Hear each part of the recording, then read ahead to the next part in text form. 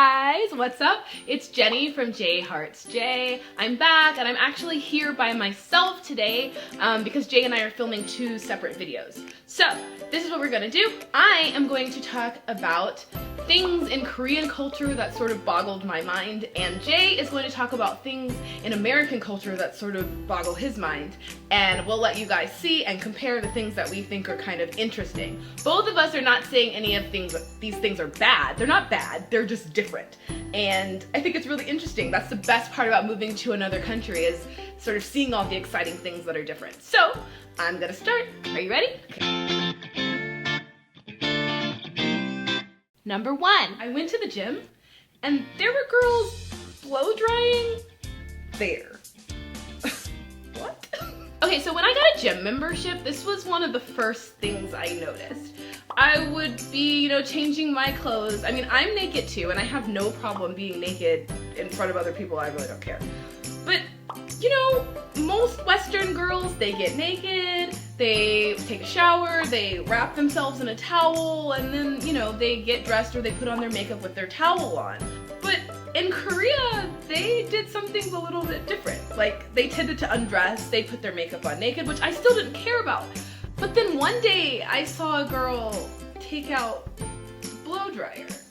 And I was like, oh, okay, she's gonna blow dry her hair because she just took a yeah, she did blow dry her hair, but she didn't blow dry that hair. She had her leg propped up and was pointing it downwards, and she's talking on the phone like, oh, 오빠, 나중에 우리 뭐 할 거야? 오빠 보고 싶어. But she's blow drying her vagina. I was really confused by that. And I had to ask my friends, I was like, does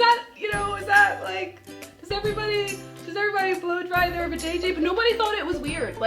Of course you would blow dry your vajay. I mean, okay. Number two, I never really understood who I could call my friend. What, you're only my friend if we're the exact same age? I don't know, that felt kind of weird to me. In Korea, your friend is someone who is 동갑, the same age, right? So when you meet someone, the first thing you're gonna ask is, how old are you? And if they're the same age, you go, 동갑이야! You're really excited because they're your friend, yay, new friend. But if you meet someone and you really get along and you're hanging out every day, but they happen to be a year older than you, then it's like, 그거 사람 내 친구 아니야, 그거 내 오빠지. So I'd ask Jay stuff like, oh, Jay, you're gonna meet your friends. 친구 아닌데, 내 동생인데. But I was just kind of like, well, it's still your friend, you hang out every day, it was really hard for me to put my friends in boxes like that, okay, here is oppa, 언니, here is my 동생들, and these are 동갑 사람들, the same people who are the same age as me. To me, it's just if we hang out all the time, if we're chill, we're friends.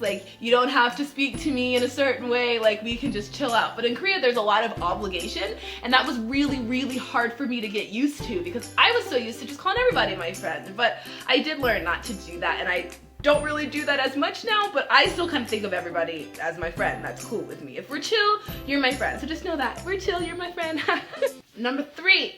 Okay, so in Korean, 우리 means we, or our. So then why do I have to say 우리 남편? I'm pretty sure we don't have that kind of arrangement. In Korea, like I said, 우리 is used to mean we and our. So people say 우리 남편, 우리 딸, 우리 딸, I guess that works because that's my daughter, but they use 우리 a lot. But the one I really couldn't understand was when you're saying 우리 남편, that one I really can't understand because he's no one else's husband. He's only your husband. So how can you say 우리 남편? Did I suddenly become two people? What is that? I can't understand that. And it was really, really hard, 우리 남편. So I still find it really hard when I'm talking about him. 우리 남편 어제 부산 갔어요.